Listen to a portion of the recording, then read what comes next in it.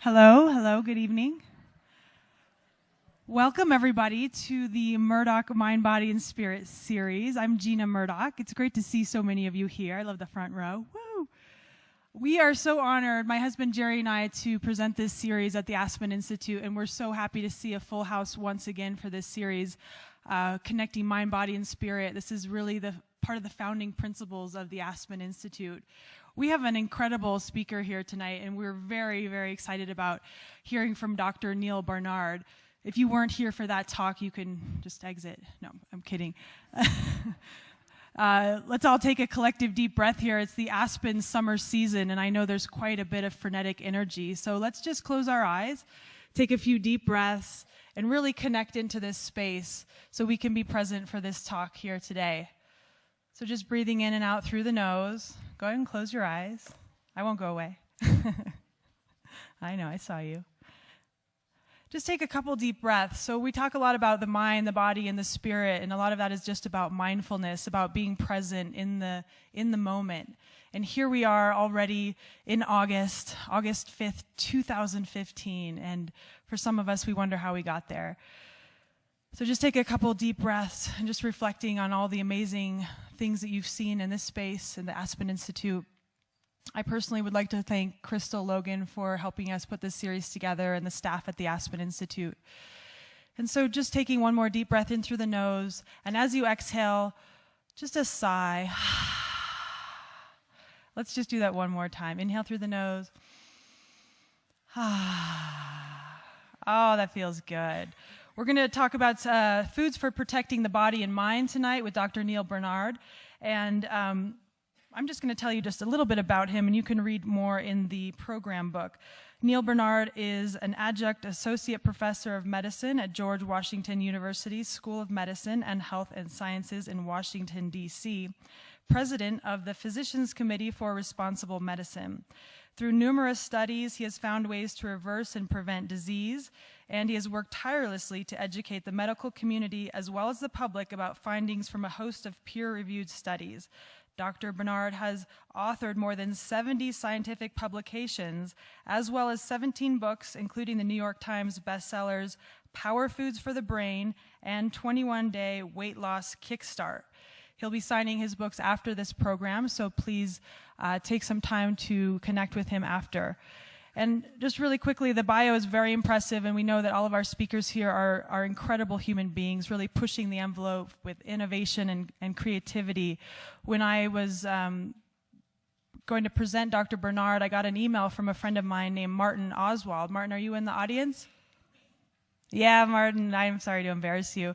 But what's so wonderful is Martin is a local chef, and what he's done is he was inspired by Dr. Barnard, and I think you guys have connected, and he went ahead and did an experiment at Grand Valley Hospital in Rifle and used the diet that Dr. Barnard talks about with, 50 different patients that were prediabetes, and through the diet, all of them, every single one of them, became clear of the diabetes, and their cholesterol was lowered. Some of them cleared up acne. They got happier. They looked better. And so, lo and behold, this stuff really, really works. So I just wanted to share that story. Let's give this guy a hand. Join me in welcoming Dr. Neal Barnard up on the stage. Thank you. Come on up, Neal. Welcome. Thank you so much. Well, thank you, Gina. Thank you, Jerry. It's a delight to be here. What a wonderful place. I didn't grow up in such a wonderful place. I have to tell you, I grew up in Fargo, North Dakota. Anybody been there? Seen the movie? Okay, that's my mom in that movie. Anyway, my father grew up in the cattle business. And his father and his father and his father, they were all cattle ranchers. And my dad didn't like the cattle business, and so he left. And he went to medical school. And he came back, and he became the diabetes expert for Fargo and all of North Dakota and western Minnesota. And I never once heard him say that anyone got better. What they did is they managed their disease. Diabetes was a one-way street. It was a progressive disease, and our goal was to try to manage it and to do the best that you could. And when he was in his late 60s, early 70s, he started to succumb to symptoms that we had never seen in him before. And his mind was starting to go a little bit like his father's mind had gone, where the same stories started to repeat, and then words were slipping out every day and many times a day. And when he died with severe dementia, I realized that I'd never heard of any way of preventing that. I want to talk about those things today. It's a new world. We now know more about all of this than we'd known before, and we have tools not only to show us what's going on, but to take this power into our hands and to share it and to change this world for ourselves and our loved ones, and that's what I want to talk about today. First, a little bit of bad news. This is diabetes. It is not your imagination. It is getting a lot worse. And people come into my office and they say, I'm doing pretty well. I'm doing pretty well. I'm not eating any bread. Because what they're thinking is diabetes means I got too much sugar in my blood. Sugar is glucose, and it comes from carbohydrate. So the idea is don't eat any bread, don't eat any potatoes, don't eat sweet potatoes, don't eat cookies, don't eat cakes, don't eat rice, because those are carbohydrates. Well, if you look around the world a little bit, Jerry and I were talking about this earlier. Take a look at Japan. In Japan, you have the skinniest people, the longest-lived people on the planet. What's the dietary staple of Japan? Huge amounts of rice for breakfast, lunch, dinner. And if you look at diabetes in Japan, in adults over the age of 40, before 1980, diabetes was rare, 1 to 5% of the population. But what happened in Japan right around 1980? Anybody know? As William Castelli at the Framingham Heart Study always said, when you see the golden arches, you could be on the road to the pearly gates. And this is not traditional Japanese food, but it's become very popular. And if you look at can you see that? The fat content of the diet it's not as bad as ours, but it's going up. And carbohydrate is going down. They're eating less rice year by year. And by 1990, diabetes was 11 to 12%. This shows us two things. The first thing is diabetes is not caused by eating rice. In a little while, I'll tell you what it is caused by. The second thing is diabetes is not genetic. Not for the most part. There are genes for type 1 diabetes and for type 2 diabetes. But did genes change during that time? No, they didn't.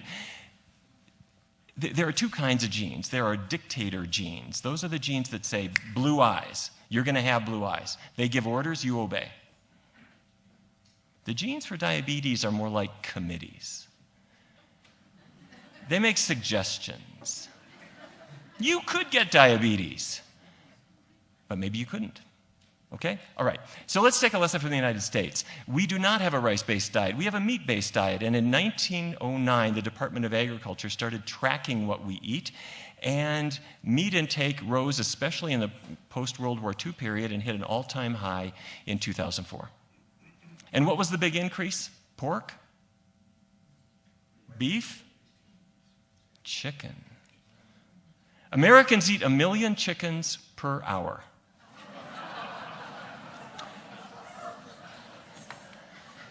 Let me say a special word of condemnation for cheese. Back in 1909, when the government started tracking, cheese was a European thing. We don't eat cheese in North Dakota. But in the 60s and 70s and 80s, fast food chains, and especially pizza chains, brought cheese into our lives.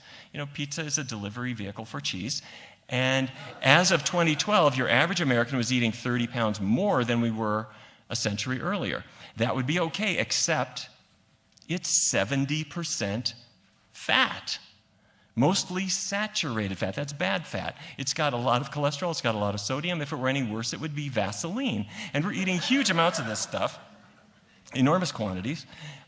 Sugar, when Americans were gaining weight in the 1980s, 1990s, 2000, what we saw was different kinds of sugar were moving in different directions. The blue line is table sugar. The green line, high fructose corn syrup. Put it all together, you get the red line. We're eating more sugar. Okay, so more meat, more cheese, more sugar. Why do we have an obesity epidemic? I don't know. We're not exercising enough, right? No, that has nothing to do with it. It's all on the input side of the equation. And the reason this is important is if we're wagging a finger at our kids saying, you just need to stop reading, get off your iPad and start exercising, you cannot exercise that off. Exercise is great. But the reason for obesity and the reason for the diabetes epidemic and other things I'm going to talk to you about is because we are eating in a way that human beings never ate in the history of this planet. Now, here's diabetes from 20 years ago, 1994. There is North Dakota right up there. Less than 4% of the population had diabetes. Here we are in disgrace in Louisiana and Mississippi, more than 6%. But as our diet was changing, the map started changing. Here's 95 and 96 and 97 and 98 and 99, 2000, 2001. Diabetes doesn't wait. If you change your diet, it comes roaring in. Now, I'm going to change the color scheme because I want to zero in on certain counties. But the map is getting worse, and Colorado, better than everybody, but even in Colorado, things are starting to get worse. Okay, so who does better? Researchers for a long time have studied Seventh-day Adventists, and when I started my research career, I couldn't figure out why are you putting Adventists under the microscope? Well, I soon learned that Seventh-day Adventists, by their teachings, are supposed to avoid tobacco and alcohol and caffeine and meat. And almost all Adventists are good at the first three. But some eat meat, some don't. They're non-smokers, non-drinkers. And in 2009, the American Diabetes Association published these data. What they were looking at was BMI. Are you familiar with BMI? Body mass index. It's your weight, but it's adjusted for how tall you are, and ideally below 25. They looked at not quite 61,000 people, and they separated them based on the diet that they habitually followed. And the red bar on the left is what they called non-vegetarians or meat eaters. And they were not below 25, they were at about 28.8. And the next group was semi-vegetarians, meat less than once a week, a little skinnier. The third group, pesco vegetarians, pesco meaning, okay, no meat except fish, a little thinner. Then lacto-ovo vegetarians, lacto meaning, okay, dairy products, ovo, eggs, okay, no meat, but dairy and eggs. And what's that blue line out on the right? I have to tell my patients that a vegan is not a person from the planet Vegas. But this is a person who doesn't consume animal products at all. And that's the only group that is smack in the middle of the healthy weight range. But this is not why the American Diabetes Association published these data. They were looking at diabetes. And you see the same gradient. The meat eaters have a lot. The vegans have almost none. So that's very impressive. So my research team thought, okay,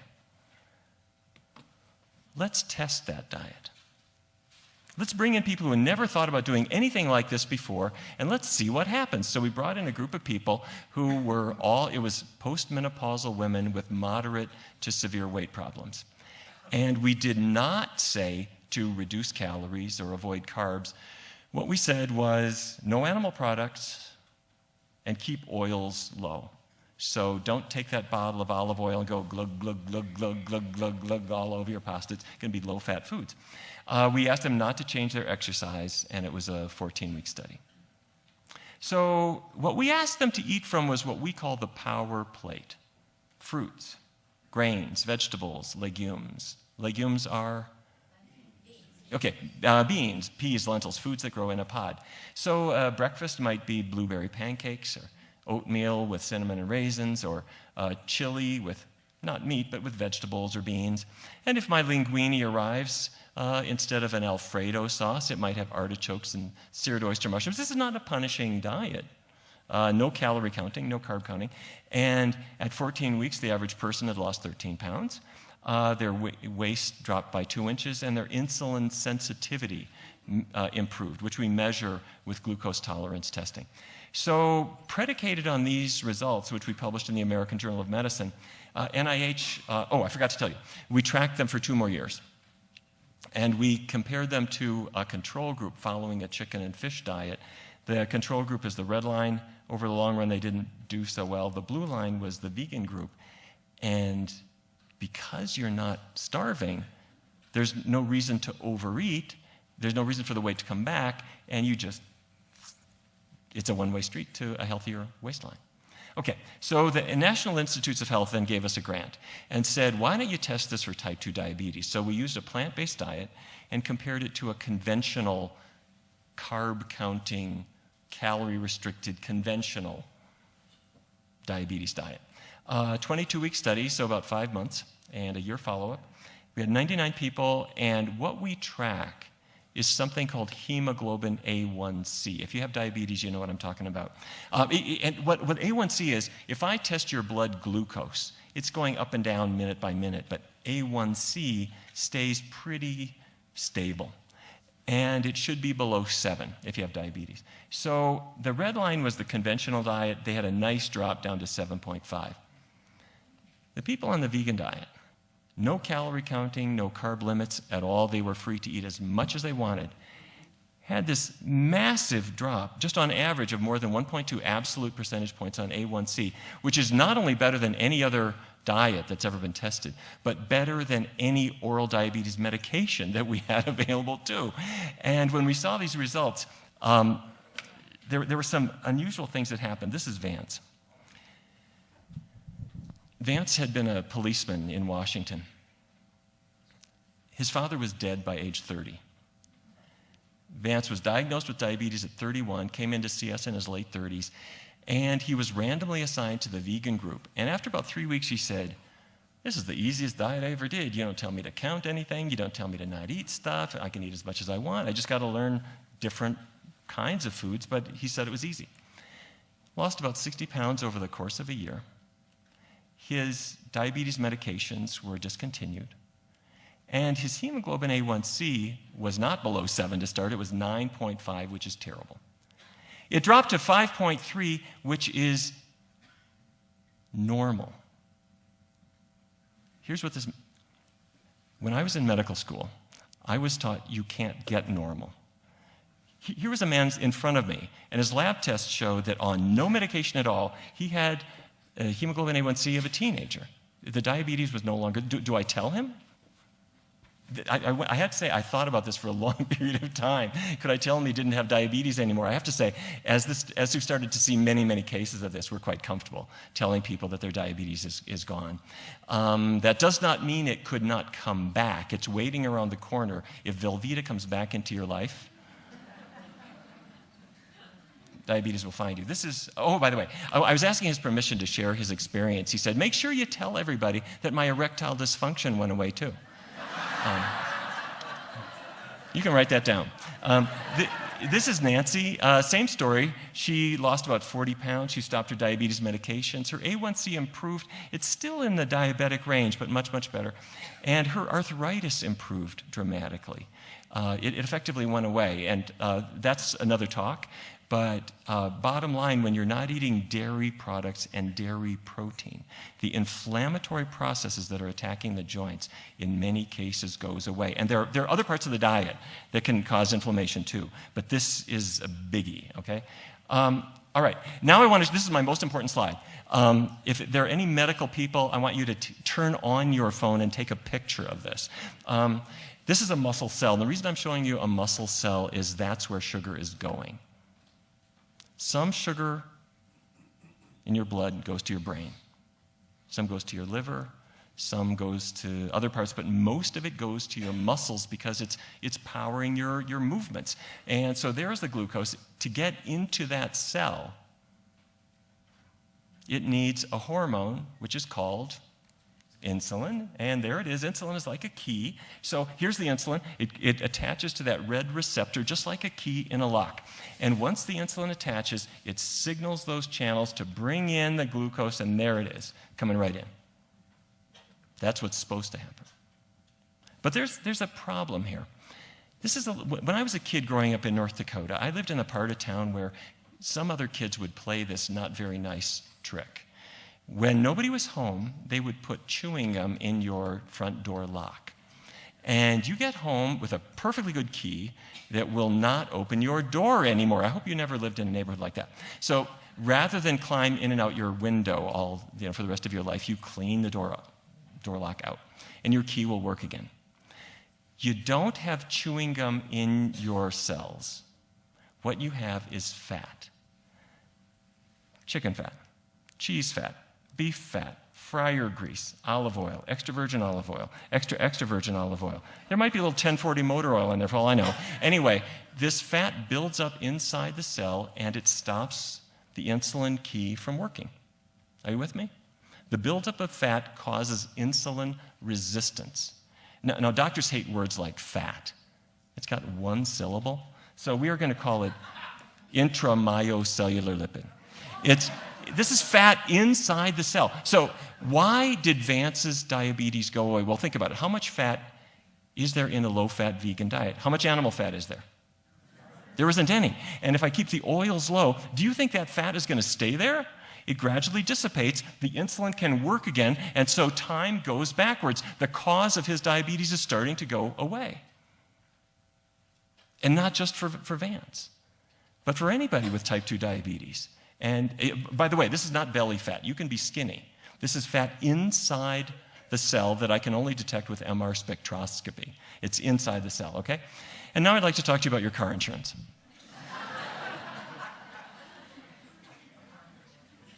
This is Geico. When I look out my office window, Geico's national headquarters is about 3 blocks away. And back in 2006, the head of the health service at Geico said, "We need you here. We've got 2,500 employees here. We're self-insured. You wouldn't believe what we're paying for Lipitor, for insulin, for blood pressure pills. Why don't we do your diet at Geico?" And I said, let's do it, but let's do it as a test. So we picked 2 different Geico facilities, this one in the Washington area and one in Fredericksburg, Virginia. And at this one, they got a program of introducing a healthy diet at work, and at the other one, they didn't, and we tracked everyone's weight and health. And the idea was that they would once a week get a discussion group at lunchtime on how to begin a vegan diet, if anybody wanted to do it, totally voluntary. And the other thing was that they would get vegan food served in the cafeteria. But this was totally new to the cafeteria manager.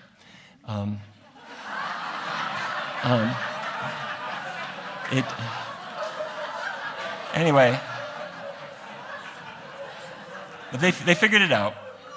It took a little while, and the people in Fredericksburg didn't lose any weight, but the people in the Washington area, they lost weight very nicely. And so then Geico said, well, that was pretty good. Let's do it in Georgia. Let's do it in San Diego. Let's do it we did it in 10 different cities, and exactly the same thing happened. If you had weight to lose, you lost weight. If you had diabetes, you got better. And by now, we just see this all the time. And I have to say, my instructors who were teaching in all these cities were really, really happy, because instead of thinking people are resistant, people love it. It's a fun, cool thing that you can do at work. Except there were 2 participants that my instructors kept complaining about. These were in the Washington area. And every week the instructors would come back and say, Hillary and Bruce, I don't know why they even show up, because they sit in the back of the room and they chatter and talk, and they're paying no attention to what anybody else is saying, and they're just distracting everybody. I wish they wouldn't come. And every week I kept hearing about how bad Hillary and Bruce are. And I want to tell you something. You can misjudge people. They were distracting, but what they were actually talking about was the foods they were going to pick up at the store on the way home, how they would convince her father to go vegan with them, how they would have a vegan Thanksgiving for all their friends. And a year later, they sent me this picture. Hillary's lost 85 pounds. Bruce has lost 100 pounds. And the other thing about this, if you have been beaten up by a diet, and by beaten up by a diet, I mean you thought it was going to work, and it was hard for you, and somehow you're not getting the results that other people were getting, that's not just bad for you physically. That's bad for you psychologically, because it teaches you there's something wrong with you. And I want to tell you something. There is nothing wrong with you. There is a lot wrong with diets that are based on starvation or telling you can't eat healthy, complex carbs and things like that. And there's a lot of goofy diets out there. But a diet based on healthy vegetables and fruits and whole grains and beans is the fuel your body works on. And that allows you to succeed automatically. And that heals you physically.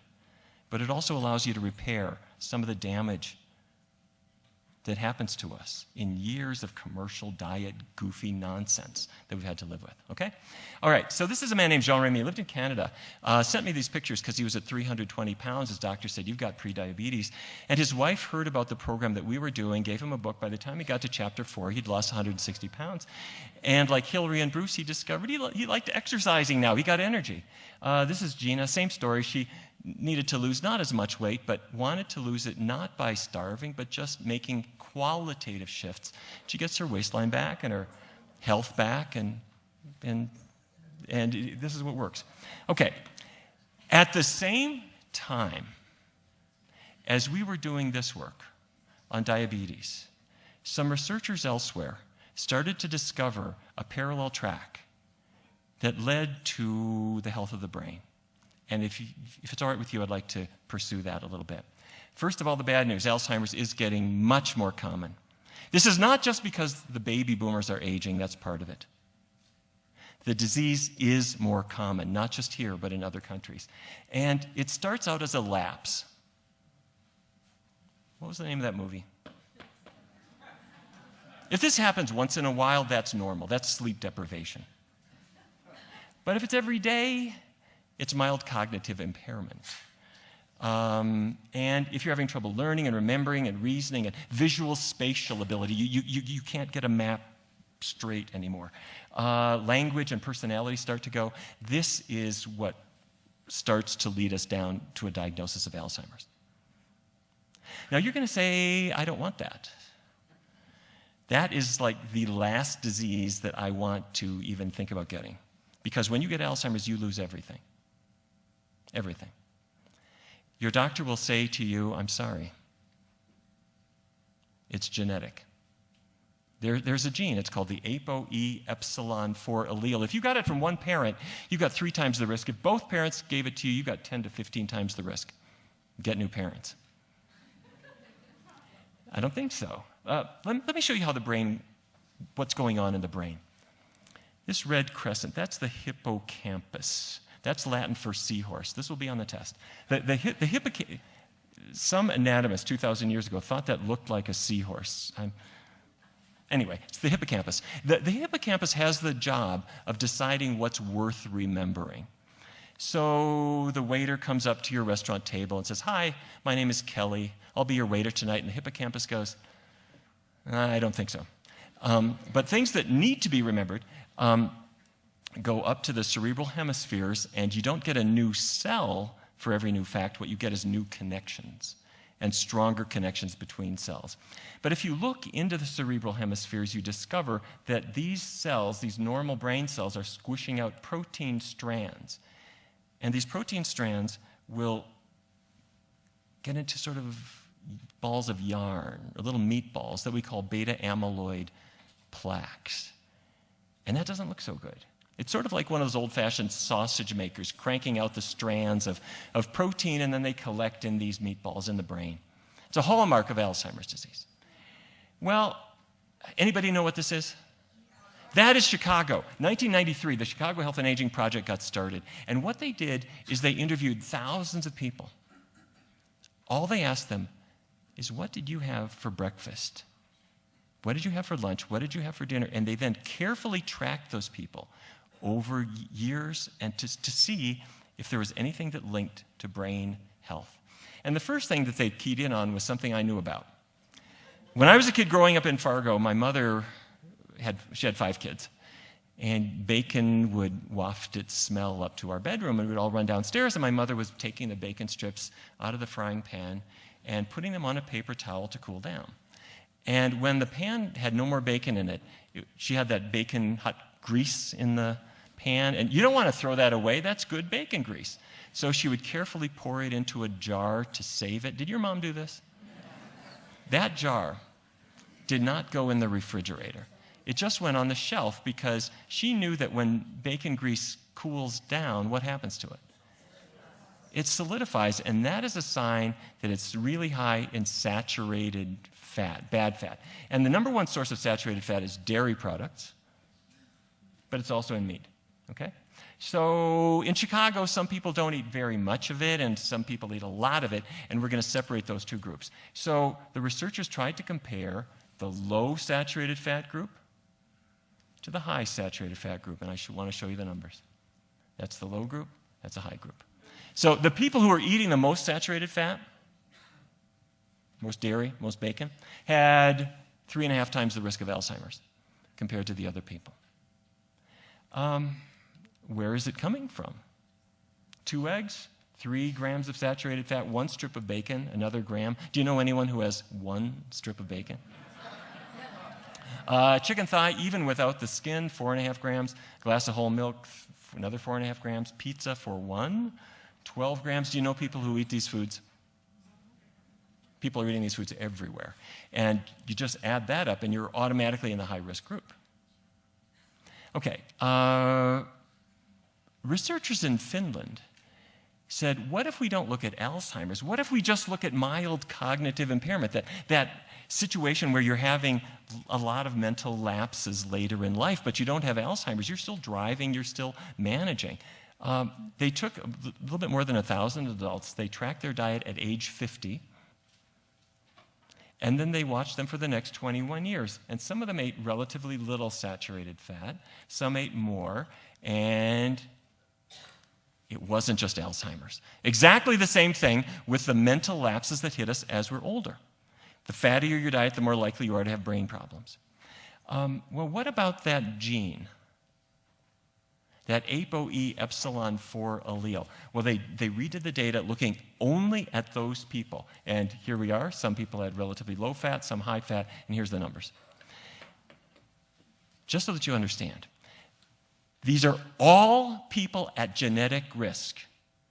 But if you avoided the bad fats, your risk of developing these memory problems was cut by 80%.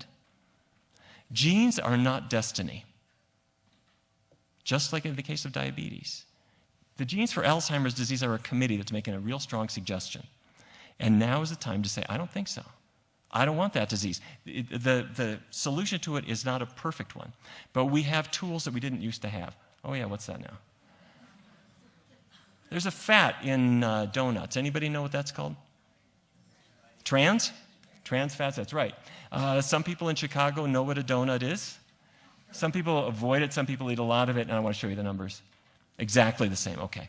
So all we're doing is we're adding up the tools. If I'm avoiding the saturated fat, if I'm avoiding the trans fats, I've cut my risk dramatically. Are you with me? Okay, now we're just getting started. But why would this be? Researchers at Kaiser Permanente said maybe it's cholesterol. Bad fats raise cholesterol. So they brought in 10,000, not quite 10,000 people, and some of them had a lower cholesterol, a little higher, and a little higher cholesterol. And then they looked at their likelihood of getting Alzheimer's. The higher you up here, that's the more Alzheimer's. You see the obvious pattern. If you have a low cholesterol level, your Alzheimer's risk is relatively low. If you maintain a high cholesterol, your Alzheimer's risk is high. But these cholesterol tests were done when they were 40 years of age, dictating their Alzheimer's risk 3 decades later. Never too early to change, okay? So what else is lurking in those plaques? There's the protein, there's cholesterol, there also are iron and copper. I don't know if that surprises you. If your cast iron pan rusted, if your copper penny oxidizes, well, the same thing happens to iron and copper in your body. We eat iron in meat and a number of foods. Copper is in many foods. It oxidizes in your body. As it oxidizes, it releases free radicals. You know about free radicals. These are the sparks that are attacking your skin, and they're attacking your brain. They're destroying the connections between cells. So cast iron pans, copper pipes, meat, liver, probably the worst of all. Multiple vitamins. The vitamins are fine, but they put iron and copper in that you don't need. Now this one, Cetrib Silver, says, we know you don't need iron anymore. You're getting plenty from foods. They'll take it out, but they're still loading you up with copper. They're 20 years behind the science. You should be taking a vitamin B12 supplement. That's good. But if you're taking a multiple vitamin, get one that's called vitamins only. No, without the iron and without the copper, you don't need it. You're getting those from foods, okay? All right. So I've been saying, get away from the animal products, eat the healthy natural foods. It sounds kind of like a Mediterranean diet, and it is. And in fact, if you look at Mediterranean regions, those people who have a glass or two of wine every day have less Alzheimer's than other people. And it's true. In fact, when I was in college, I think some of my roommates felt that they were on the Mediterranean program. They were doing their best to follow a good, healthy Mediterranean diet. But some researchers said, well, maybe it's not the alcohol that's doing that. Maybe it's the grape. So at the University of Cincinnati, researchers brought in a group of people. They had mild cognitive impairment, average age 78, and what they tested was just grape juice. A pint a day, which is a lot, but what they discovered was that in 3 months, their learning was better and their recall was better. Why? I mean, that's too easy. 3 months? Well, think about it. A grape has a rough life. It's sitting on the vine all day under the sun with no protection. Or wait a minute. That purple color, those are anthocyanins. They are powerful antioxidants. They protect the grape. Well, if that's it, maybe other foods that have that same kind of color will do it. Back to the lab. Let's try blueberry juice. And so we brought in a new group of people, gave them a pint a day of blueberry juice, exactly the same benefit. Okay, now I'm not suggesting that you need to have blueberry juice or grape juice. What I am suggesting is that, what I am suggesting is that those colors aren't just there to be pretty. If you go to the produce aisle of a grocery store, the orange color of carrots or sweet potatoes, you can see that at 100 yards. The red lycopene that's in a tomato, you can see that across the room. The dark purple anthocyanins in blueberries and in grapes and many other foods, you could see that a long ways away. But if your cat came with you, your cat would say, I don't see what you're so excited about. Your cat doesn't have your color or vision. Your cat is a carnivore and is looking for motion in the distance. Cats and dogs have a very acute sense of hearing and of smell, and they are acutely attuned to motion. But the human retina has evolved over time to recognize antioxidants, and the human brain has created a positive valence that says, I want that. Now we take those colors and we put them in an M&M's bag. But the original function is to save your life. Is this making sense? Okay, all right. So, food isn't everything. Exercise is important too. And at the University of Illinois, researchers did an interesting thing. They brought in 120 adults, and they asked them to take a brisk walk 3 times a week. And it reversed brain shrinkage, especially in the hippocampus, which is Latin for seahorse. Who's had her asparagus today? That's very good. And it improved their memory. So exercise is good. It gets the oxygen going in the brain, gets the waste products out. So I have my own exercise tips that I would like to share with you. Arrive at the airport as late as possible. Carry massively heavy luggage. Run for the plane. I do this about 2 or 3 times every week. But what they did at the University of Illinois was a little different. They just said 10-minute walk. 3 times a week. Not a trudge, this is a brisk walk. Then add 5 minutes every week, so it's 15, 15, 15, then the next week 20, 20, 20. Once you get up to 40 minutes, 3 times a week, brisk walk, that is the level that reversed brain shrinkage, okay? Imagine what happens if you get the saturated fat out, the trans fats out, the excess metals out, and you're pumping up your brain. Are you getting power? Absolutely. We're just getting started, okay? It's not just physical exercise, it's mental exercise, and you know this already. It started in Canada. Some people in Canada speak 1 language. Some people speak 2. The people who speak 2 languages have a delay of cognitive decline by about 5 years compared to other people. If you speak 3 languages, even better. Your high school French will not help you. You have to be using it today. If you're using it, it will help you, okay? So intellectual activities, documentaries, newspapers, these are all good for you. This is the one I read. Pick out the one that's most meaningful to you. But anything that gets the word machinery working is good for you, okay? Crosswords, anagrams are especially good. I was sitting in a lecture by Dean Ornish. You know Dean Ornish? He's a medical genius. He showed that you can reverse heart disease with a plant-based diet and a healthy lifestyle. And I was sitting in a lecture, and he showed this slide. He said, if I focus just on myself, if I focus on I will be ill. But if I focus on we, if I get the support of a group, I can be well. And he was making a really good point, get group support. But while he was making that point, I was thinking about something completely different, which was, isn't that cool that there's these words hidden in other words, and that's probably good for your brain to see that. So I started taking words like this, and if you rearrange them, it's amazing what you can kind of come up with. And as you do this is helping your gray matter improve, this is helping your white matter get better, and if you do this daily, you're going to see a lot of improvement in your brain. Okay, so now there are some companies that are making money doing this. You've heard about Lumosity.com. Oh, hi, David. I remember what you ordered last time you were at my restaurant, and you get a tip. Or how many words begin with D-I-G? They're working on memory and reaction time and reasoning 5 minutes a day. I'm not pushing Lumosity. There are many others. But the idea is that these resources are out there for you. Okay? Now, the most important thing, whether it's physical exercise or intellectual exercise, the most important thing is to stop. You must stop. You have to go to sleep. Because the first part of the night, when you're asleep, your brain is engaged in what's called slow wave sleep.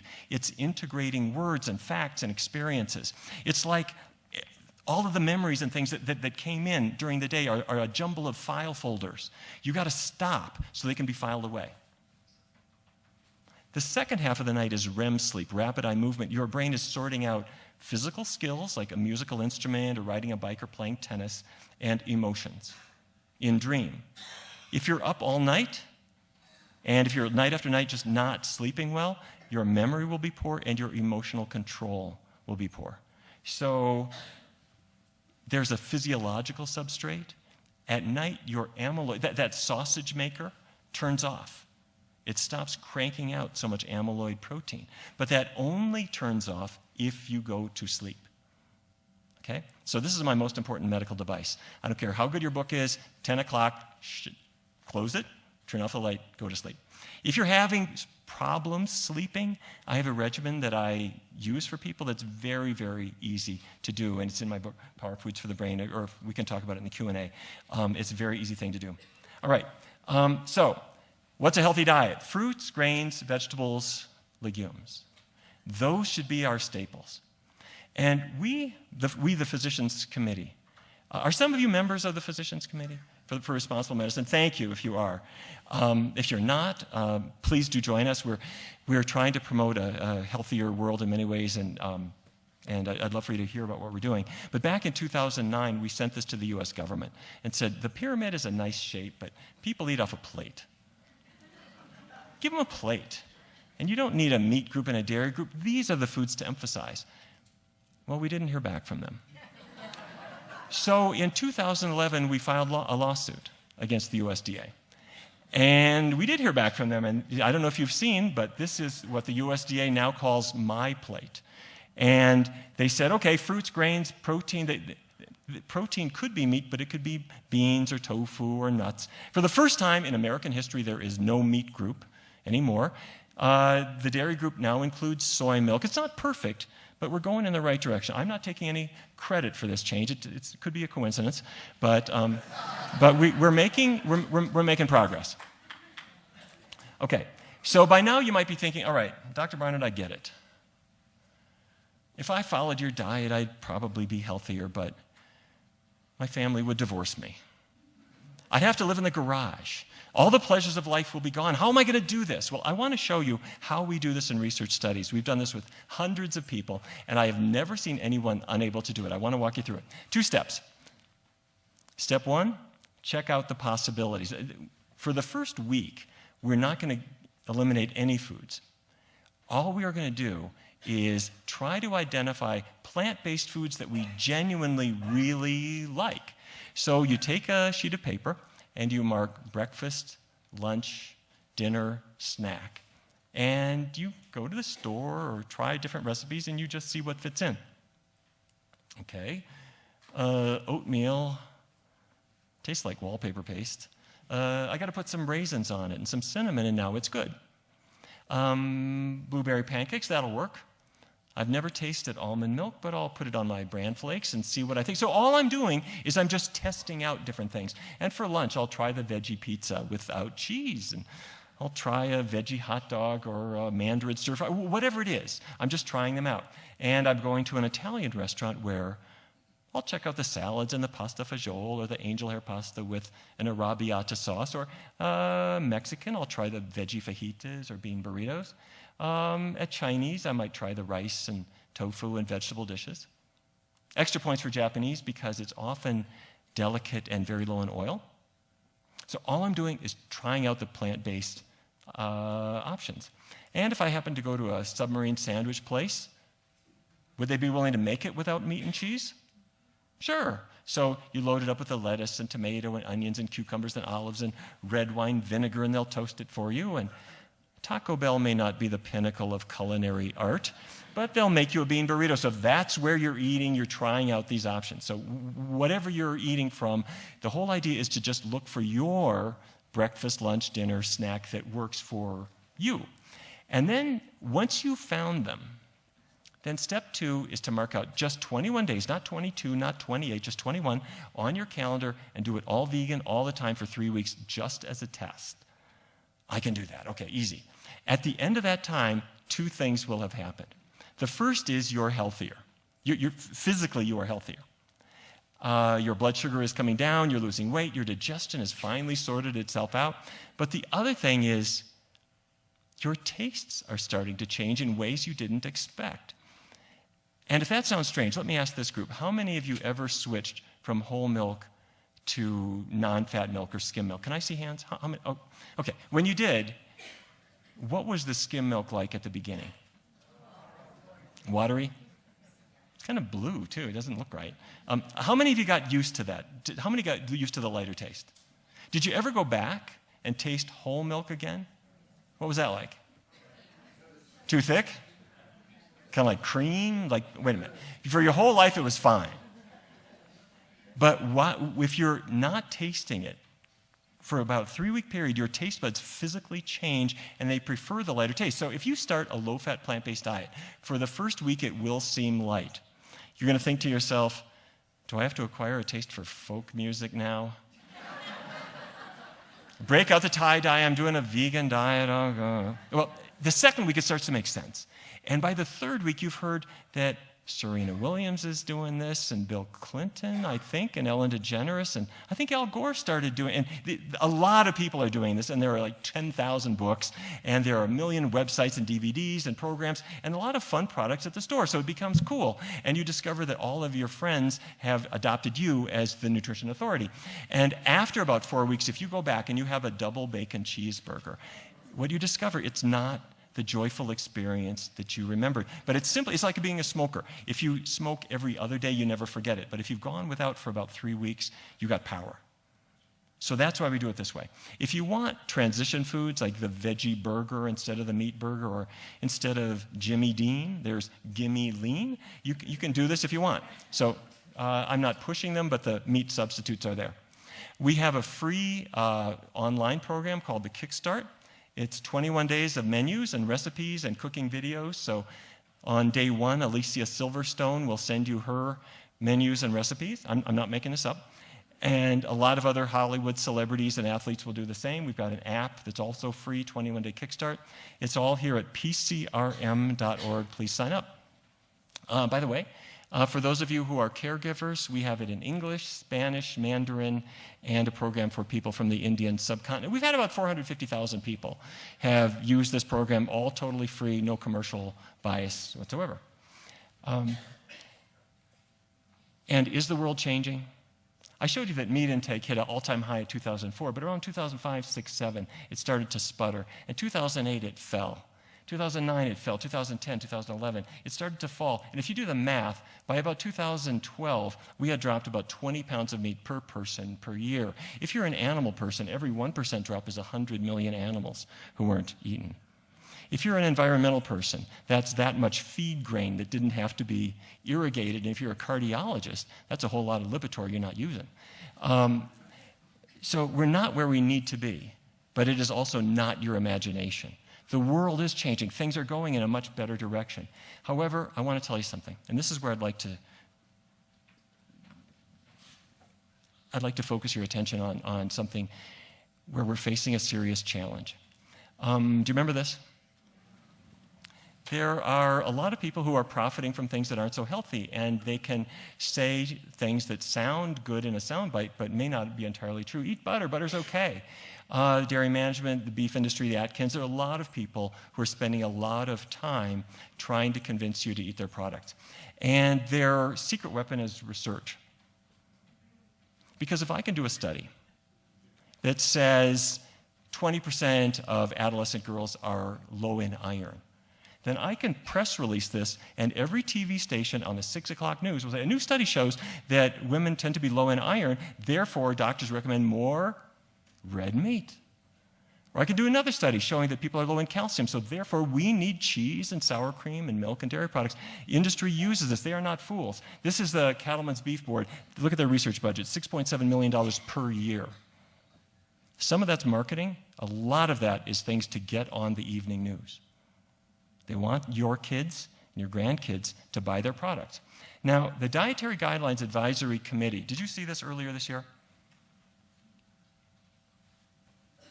This is a group picked by the federal government to decide what Americans should eat.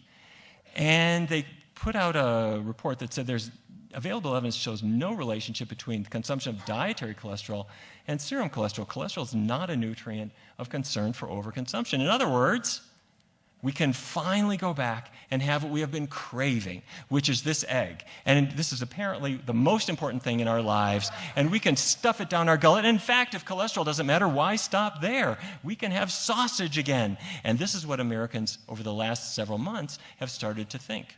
A Gallup poll last month showed that Americans are less worried about food than they ever were. And not just this. We can eat salt, we can eat sugar, we can eat all this stuff. Who cares? Well, I took a look at a research study that happened to be published by one of the members, Alice Lichtenstein, who's a good researcher at Tufts University. She published a study looking that I believe they relied on. And they showed that dietary cholesterol has really only a very modest effect on your blood cholesterol. So in other words, are you with me? If you're eating a lot of eggs and other high cholesterol foods, according to this study, it's not really doing much to the cholesterol in your blood. So don't worry about it. Well, that's the headline, but killjoy that I am, I got a hold of this study. And it was a review of 12 prior studies, and here they are. This won't be on the test. Don't try to read this, but there's 12 of them. These are the sponsors. Can you see that? 11 of the 12 are industry. 10 are the egg industry, and 1 is fisheries. That's prawns they're worried about. Now, skip with the interventions. But what I put here, I put U if they found an unfavorable effect of the eggs on your cholesterol level. I put F if it had a favorable effect. And in some cases, for statisticians, it was statistically significant, in others less so. But do you see the pattern? In virtually every single study, if you're feeding eggs or eating shrimp or whatever, your blood cholesterol does go up. It goes up a little bit or it goes up a lot. And that's what people weren't seeing. 92% of cholesterol studies are funded by industry. This was not the case back in the 50s and 60s. What has happened? What has happened is that by 1990, 1995, it was clear-cut. Cholesterol in foods, about half of it is absorbed into your blood. It makes your blood cholesterol rise. End of story. The federal government stopped doing research on it. It's like they stopped doing studies to see if smoking causes lung cancer. It just does. Stop studying it. The only people who fund research now are the egg industry and to some extent the shrimp industry to try to make a case that it doesn't matter. And if I bring in relatively small groups of participants, I can get results that aren't statistically significant. I can say it could be just chance. And they do a lot of these studies. They say it's just a chance finding, it's not significant. And then they send these to good researchers to say, it's just small, it doesn't matter. You can forget about it. This is a lie. Okay? So there are 5, are you with me? Is this making sense? There are 5 steps for winning this battle. The first is you have to use research strategically. And I mean good, solid, well-conducted, honest research. Secondly, you need to bring nutrition into medical education and care. You shouldn't be able to walk out of your doctor's office without the doctor saying, "Are you smoking? And tell me about what you're eating." The doctor doesn't have to give you an hour nutrition lecture, but the doctor has to know where to refer you to and to give you those resources. And if the doctor doesn't, they're not doing their job. It needs to involve the insurers so that they're in the game, and it needs to involve schools, and it needs to involve businesses. So we did this at Geico, but there isn't any reason that every business can't say, if we can cut our healthcare costs, we're going to be more competitive. My cars in Detroit can compete with cars in Japan if I'm not spending $2,000 per car on Viagra, number 1, Lipitor, blood pressure medicines, diabetes medicines. All of those are related to diet, okay? Every business in America could say, lunchtime, you can have a class on Wednesdays. Now, this is a little bit bigger. This is one of our classes, a little bit bigger than we like, but you can do this. We did it at Geico. We've done it at the Power Company in Washington. We've done it all kinds of places. Once you bring this stuff into work, you can revolutionize your workplace. Now, when it comes to research studies, I'm going to tell you what we need. We need meta-analyses that pull all the data together, because in 5 years' time, the Dietary Guidelines Advisory Committee is meeting again, and that's what they are going to look for. So if the egg industry is buying them, that's what they're going to get. We, at the Physicians Committee, this is what we do. And this is what has to be done. You need good clinical trials on diabetes, on Alzheimer's disease, on hypertension. And you need exploratory studies. So if rheumatoid arthritis is something that maybe doesn't have to be treated by drugs, but can be treated by diet, let's study that and not wait for just another drug trial. That's what we need to do. Now, the last thing that I just want to say is we can get there, because we've been here before. A generation ago, I was sitting in a meeting in my hospital, the George Washington University Hospital. We were deciding whether or not we should ban smoking. We sold cigarettes in the gift shop. I bought them. My head of surgery bought them. We would walk down the corridor to the doctor's lounge smoking cigarettes. Our patients smoked in bed. And you remember this time.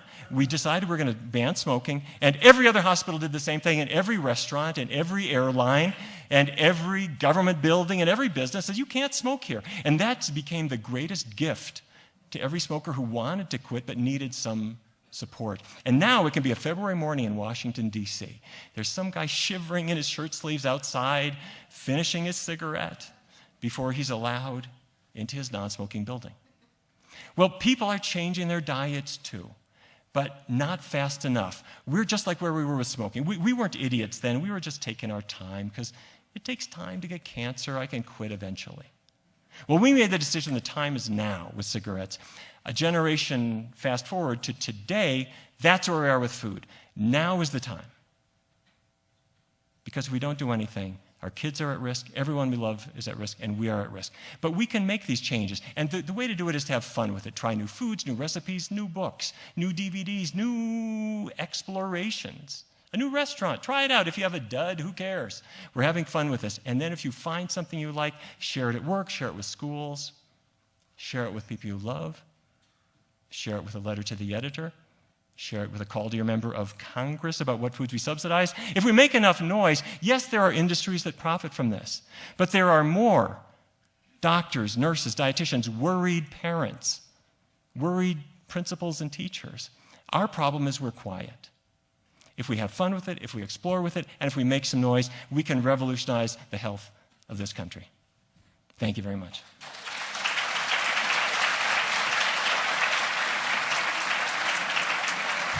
Gina, can I take a few questions?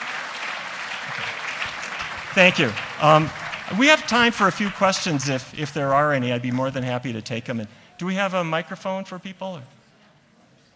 Okay.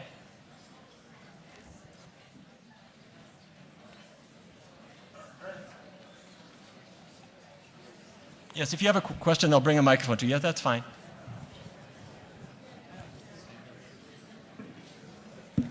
Yes, Hi. please.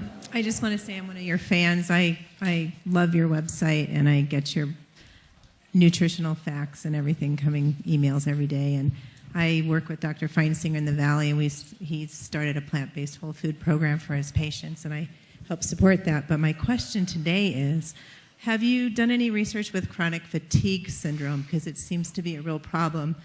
And I was wondering if you had any insights into that. It's a great question. The question is, what about chronic fatigue syndrome? And we see a whole constellation that also includes fibromyalgia and other conditions. And I don't think nearly enough research has been done, and that's in my list of things that need to be addressed and have not been adequately addressed. However, we do see a pattern with rheumatoid arthritis, with migraines, to some extent with fibromyalgia, and some people with chronic fatigue, that there does seem to be some benefit of getting certain foods out of their diet. And it often is the same foods. It's often the same list of foods. For some people, it's dairy. For some people, it might be gluten. Not everybody is gluten sensitive, but some are. It might be citrus fruits or tomatoes. And we have an organized system for eliminating them to see which are the bad guys and which aren't. But I think a lot more research really should be there, as well as looking at foods that are supportive to help get the body back into balance. So I'm with you 100%. Where's our microphone? Okay, you said you had a tips about how to go to sleep? Yes. Where are you? Oh, there you are. Okay. Very simple. Here's what I do.